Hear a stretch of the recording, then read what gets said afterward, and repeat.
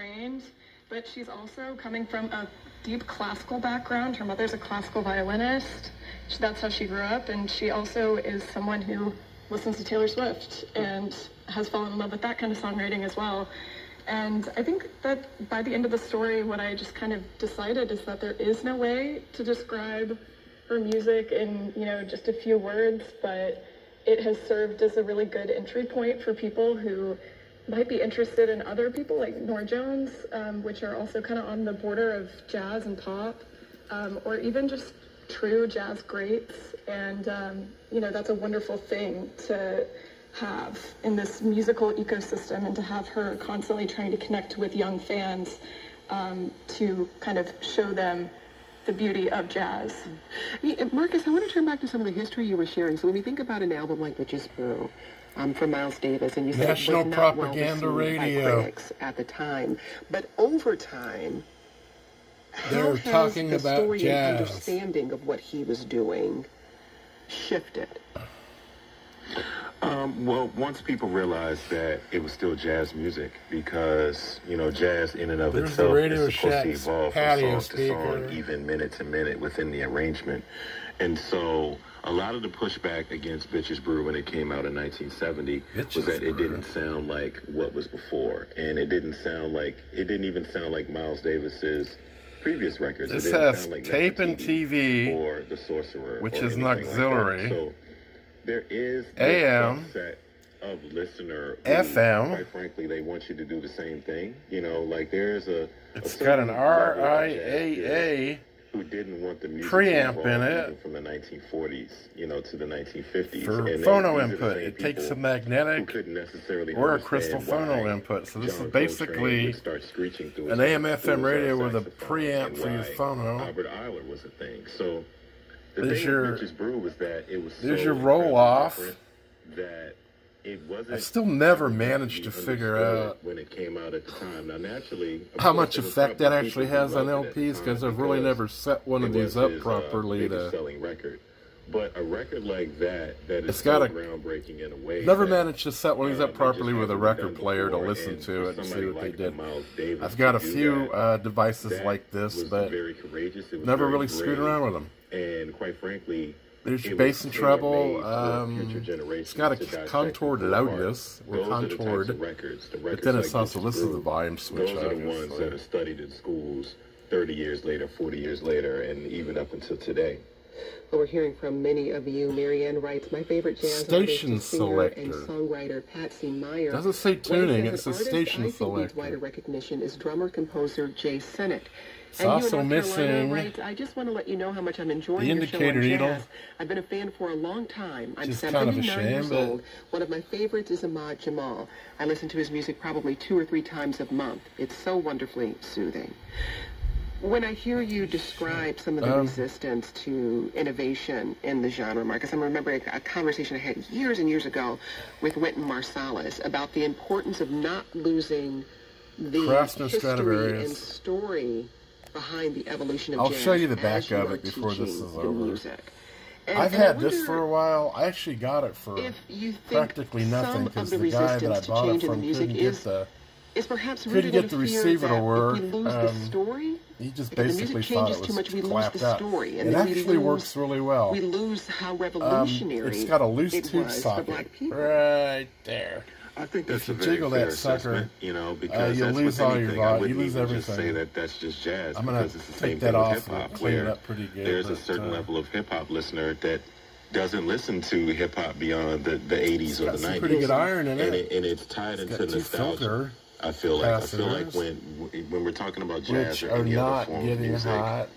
you I've know, actually you're run listening- this You're talking about music as that's a line coming of input age for as you mono were coming of age. a So at the same year time, or so ago. you're also kind of tapping It works into, pretty good okay, with well, that. I I haven't remember done any when this album recapping. came out, I was in high I school haven't at even the time, tested or I the was at the school tubes. dance or what have you. So I feel like you're right. There's definitely And the worst thing is the resistance tuning because, string quite frankly, is loose. jazz artists or any type of artist, I think they it's all want to working. be heard. They want to be Working? and they don't want to be forgotten as the music evolves. So that's why within the context of jazz, what I've seen at least is there is a reference by certain younger jazz musicians to the OGs, so to speak. And you'll see a lot of players like a Gary Bartz or Billy Hart showing up on other people's records for that reason, because they want to preserve that context from the 50s, 60s, and 70s. Even award shows. What's interesting about this is I can't get any radio stations in here, and I've said that a lot of times in past videos. I'm in the shop. It's like a Faraday cage. I've actually got some speaker cord running out the window and up the side of the shop, but it's picking up this NPR station, which is pretty hard to get in here on the speaker wire. So. Yeah, absolutely. I wasn't meaning to do a channel sweep on this. What I wanted to do was just kind of like go over it with you so you could see living and dying by what the thing in all its glory. This had decorative chrome filials on both sides where the glue is. Those are long gone, but doesn't bother me any. I mean, it's also got a cover, a metal cover. For this, it actually weighs more than almost as much as the chassis weighs. I mean, it weighs like 8 pounds. I might show that to you. Another thing I wanted to do while we're categorize someone like a Leve and put her in one category or another, but cross bleed. You know, it's something that the music industry still requires. To jazz.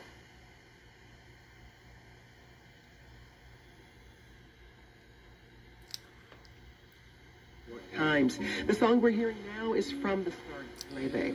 That might actually be which other jazz artists, an intro jazz musicians are crafting new sounds rooted in history, and we'll get more of your recommendations after the break. We'll be right back.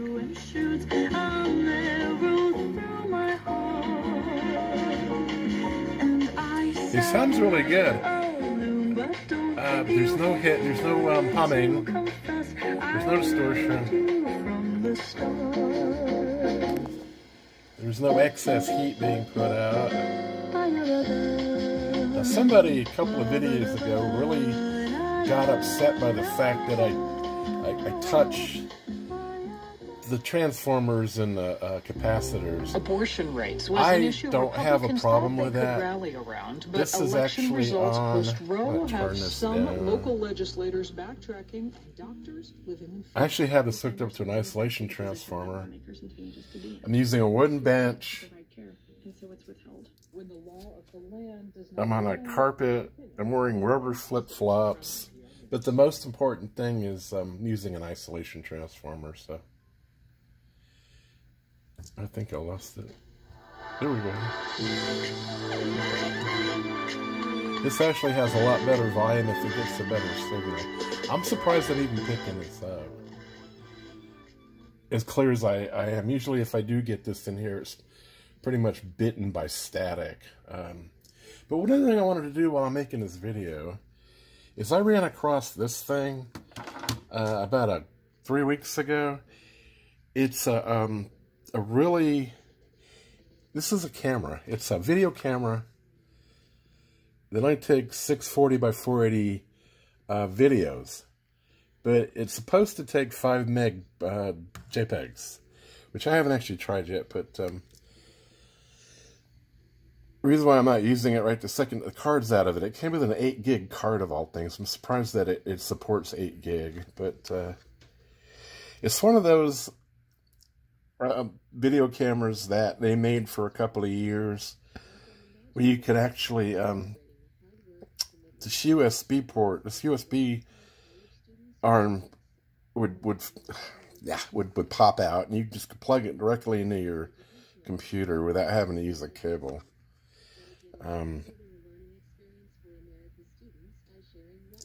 I was gonna run. I've been kind of playing with it on the 640 by 480. It needs a lot of light to take a decent video, but I might have enough in here. I've got light on this right now, but I just want y'all to see, and I'll include what little I take in with this video, because I want to show you how poor the quality was. We are so used to high quality video now on these phones. They're, you know, this is actually what I'm using here is a Samsung 8. it'll take 4K. I think I'm actually filming this in 4K, but the editing packages that are coming out now want you to pay extra for them to process it in 4K when you do the download to the application. You know, when you go to upload it, they'll only do it if you pay them the $78 a year or whatever for the license. Which is kind of a shame, but that's the way of the world. Stories on tomorrow's show. Still waiting for now some let's get back to the music, popularity of jazz among Gen Z. Before the break, we explored how Gen Z jazz musicians... NPR loves their Gen Z. They love their millennials. They don't like old people like me. Because we're all MAGA, crazy, ultra right-wing lunatics that, God forbid, would want things to go back the way they were. Even as little back as a couple of years ago. I'm not going to get into that too much, but I actually I was listening to NPR at night here when I was sleeping in my bedroom, obviously my bedroom, because they play jazz all night. And I think I've said this before. They had a really great jazz program that was on all night that was hosted by the college students. And then about 4 months ago, they third-partied that out to some outfit, and it's basically Muzak now. But every hour, on the hour, you get 9 minutes of NPR news.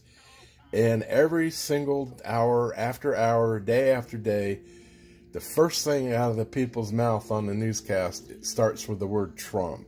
And I am just tired of it. And it wakes me up, and I have to turn the radio off because I am so over this nonsense that's what we're going through. And I just wish we could get, like, real news. There's more stuff going on in the world than Donald Trump. You know, there's wars, there's people getting killed, we're being invaded across the border, all that stuff. Why don't they talk about that? They never talk about that. And it's all Republicans and evil anyway, didn't mean to get political on this. Something about NPR trips me off. I don't know. Still haven't heard any music from this so thing. I want to, definitely piggyback on what I was saying. But the good news is I'm not getting a copyright strike on this, or a copyright warning. I think he was saying what he found. Let's see if we can find something else.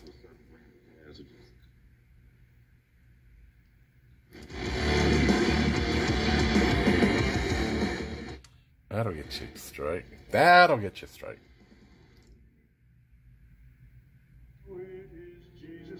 There we go. That won't get you no strike.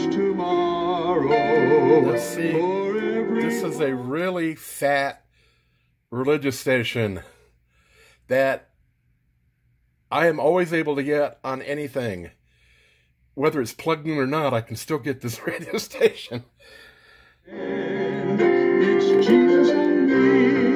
see how the ability to get a better volume is related to the signal strength.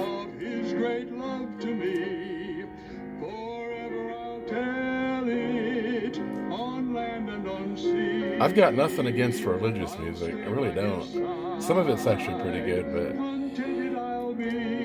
it's not something I would listen to a lot. But I guess I'm not I don't know. I guess back in the old days, people really sat by the radios and listened to that stuff. Anyway, I turn this down. You can hear there's no noise coming out of this thing whatsoever when the volume's turned down. No humming, no hissing, no snapping, which is cool. Absolutely no heat there. No heat there. This is getting a tiny bit warm, but I think it's from that rectifier tube. Nothing there. Now, once again, this is something I have not replaced a single capacitor in. I have not replaced a single resistor. I haven't checked the tubes. I don't think I've even cleaned the tube holder. The tube sockets. Having trouble talking here. As usual. That's my homework. I can't put two words together. But what I will do is I will hook a line source up to this and let you hear that. And then I will probably take the bottom off so you can look at all the wax capacitors on the bottom. And then we might actually even test the tubes on this thing. I don't know.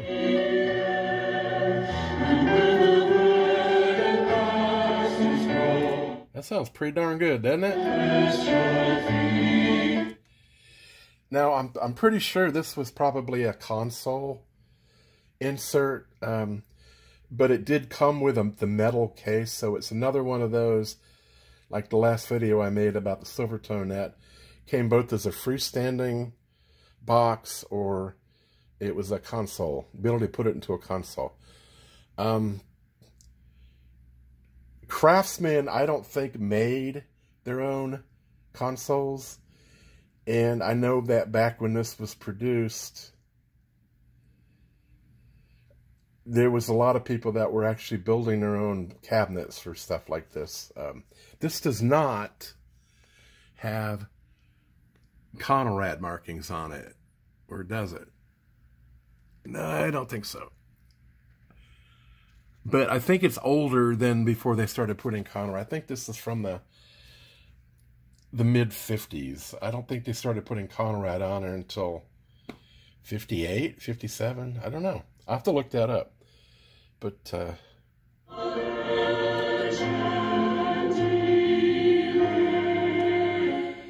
one thing I do know is the sensitivity on this has a lot to be desired.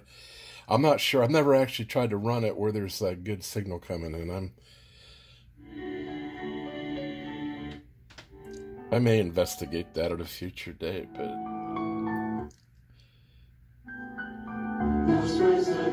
Alright. Okay, I got the card in here. Or I already said that. There's the power button. That's what it looks like when it boots up.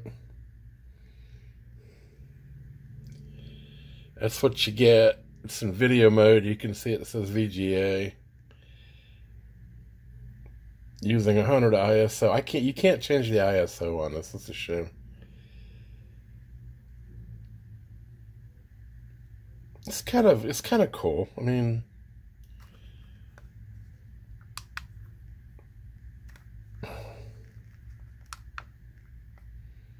here's what you get. You get scene selection on it.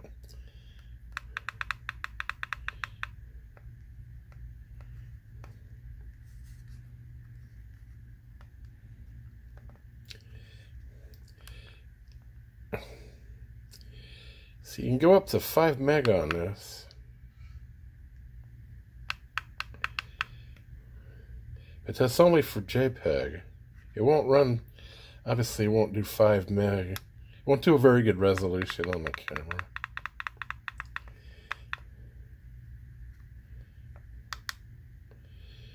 Super fine. We could try that. I don't know if that's going to do anything or not.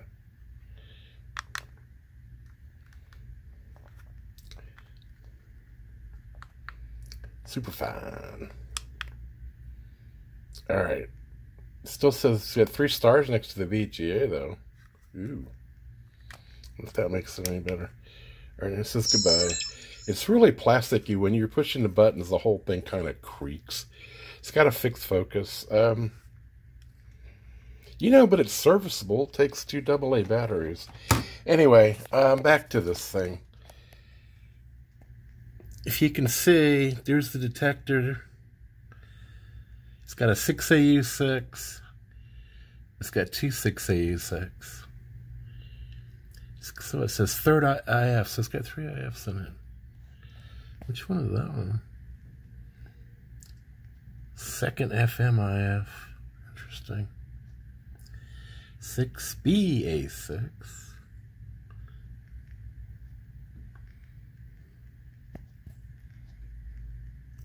It won't focus. 6V6 GT. So how many of these does it have on it? 6V6 GT. It's got 2, so it's a push-pull. 12AX7. 12AX7. Preamp stuff. 5Y3 GT. That's the rectifier tube. 6ALS. So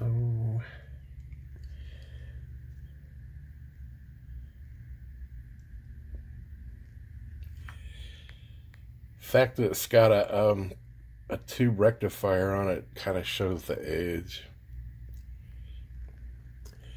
Got it turned around. That's the back of it. Can't see it. Get my fingers out of the way. It's got a fixed AM ferrite antenna running all on the back, but the brackets got mushed at some point. I didn't do that. I must have gotten it that way. There's the antenna. Tape out, so you can actually tape off the radio, which is cool. There's the speaker connections. I've got it set up to 8 ohm. And in here you've got the phono, the mag, and the crystal. And I can't read what that one is. What is that? I can't see it. Anyway, that's what the back looks like. It's pretty flat.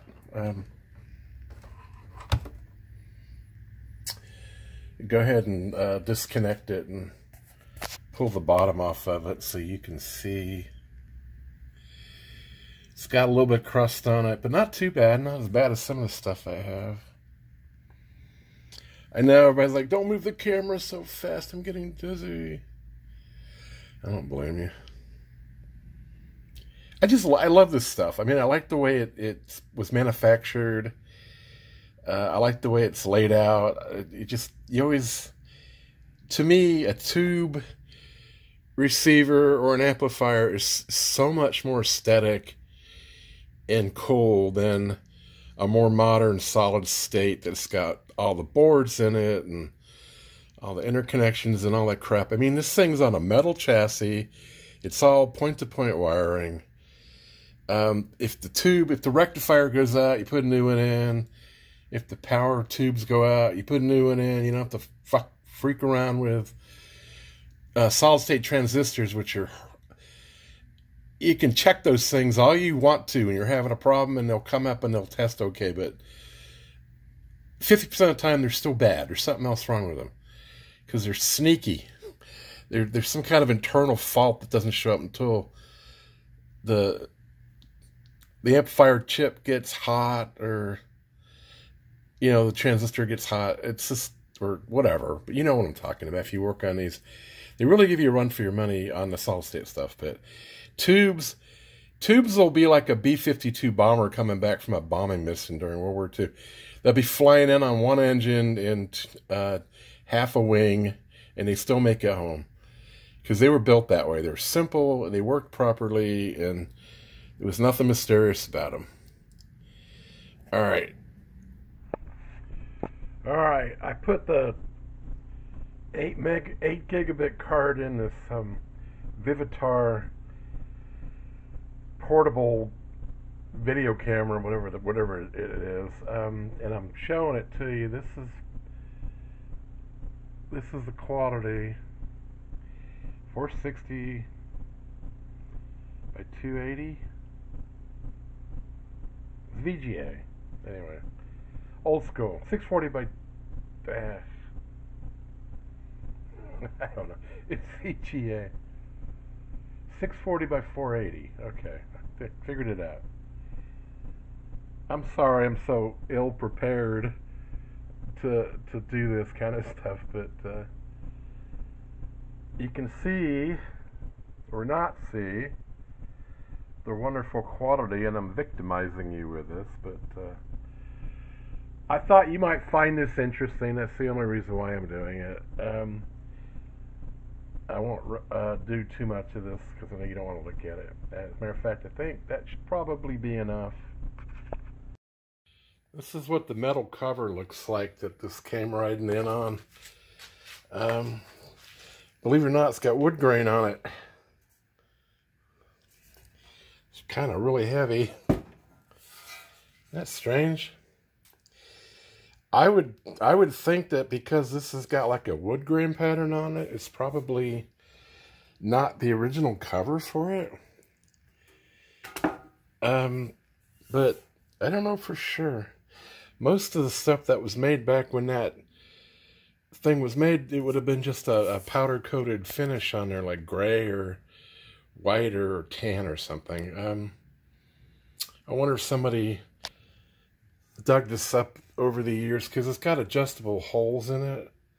So I'm thinking it's probably not the original, but it does fit well. So at least that's something anyway. I don't know, just something to ponder, I guess. Alright, well here's the back of this. The bottom of this. It looks like somebody's already been in here. There's screws missing.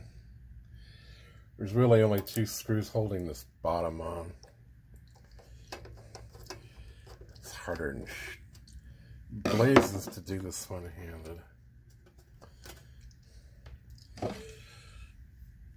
Let's see what's going on here.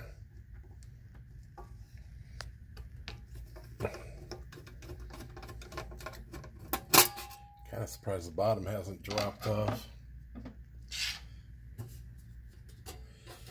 Alright, here we go. Oh, the unveiling. Shit. There's the inside. It actually looks pretty clean in there. This is the first time I've actually seen inside of this thing.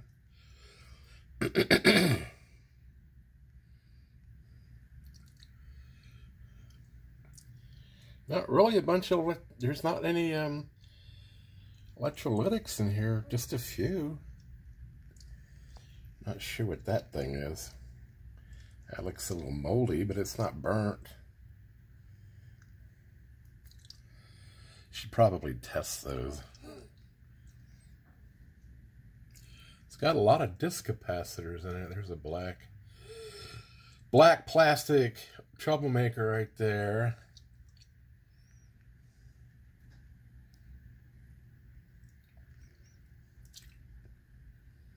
There's another one. Might have to check those and do something about them.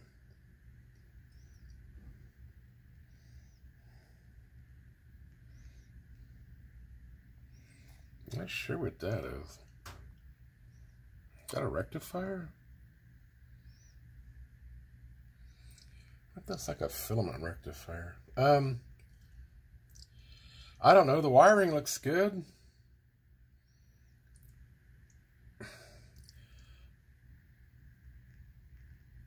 What do you think? There's a bunch of these down here. They're all clustered up. Yeah, I should probably put the meter on those. Or I run this any further, but they're probably okay because I haven't had any problems with this. There's a filter, there's an electrolytic right there. 25 volts. That's not too bad. Low voltage caps like that aren't going to cause you nearly as much problems as the high voltage, obviously. But I don't know. What do you think? There's no sign of smoking or scorching.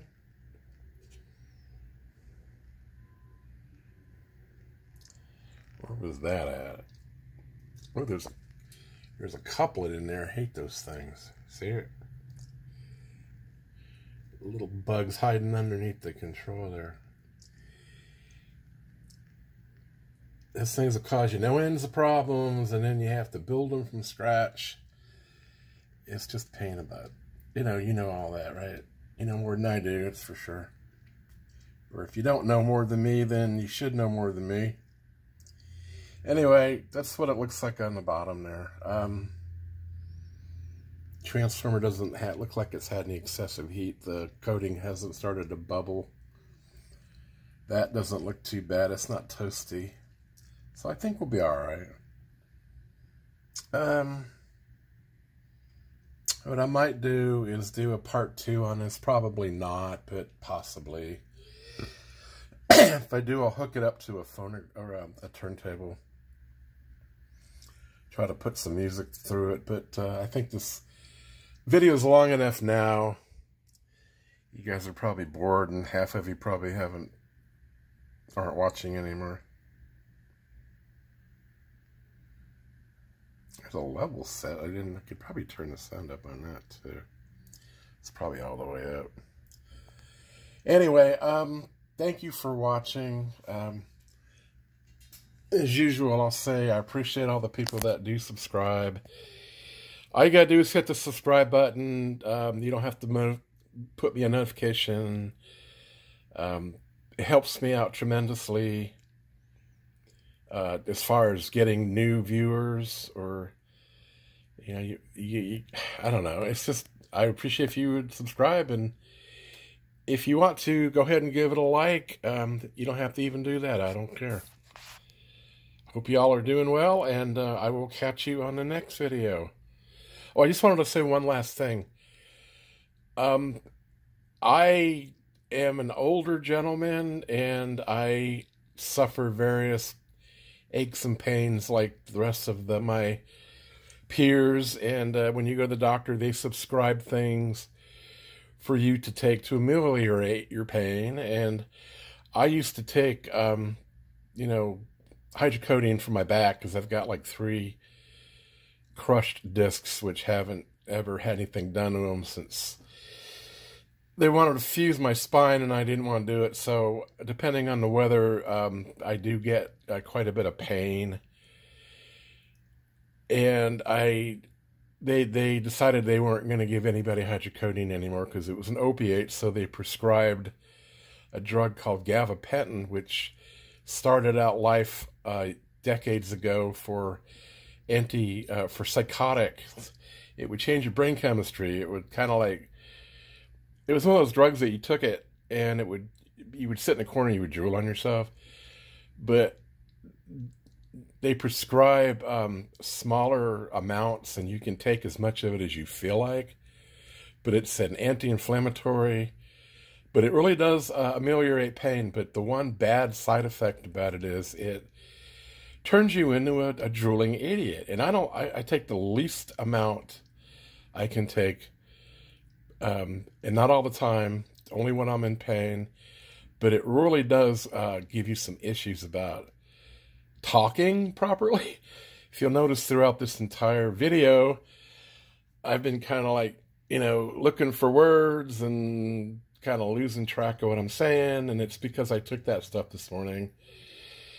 And my back doesn't hurt, but it's just not doing me well, and I'm having trouble right now putting 2 words together, but hope you bear with me. I'm not like this all the time. I just felt like I was going to get out today and do a video because I kind of enjoy doing that, and it gets me away from my wife, who's now retired and is in the house. And anybody that's been retired with their spouse can tell you that you guys start to rub on each other pretty good if you spend that much time together every day. So you got to give each other a break. And I do have a shop, and I do have stuff out here to do.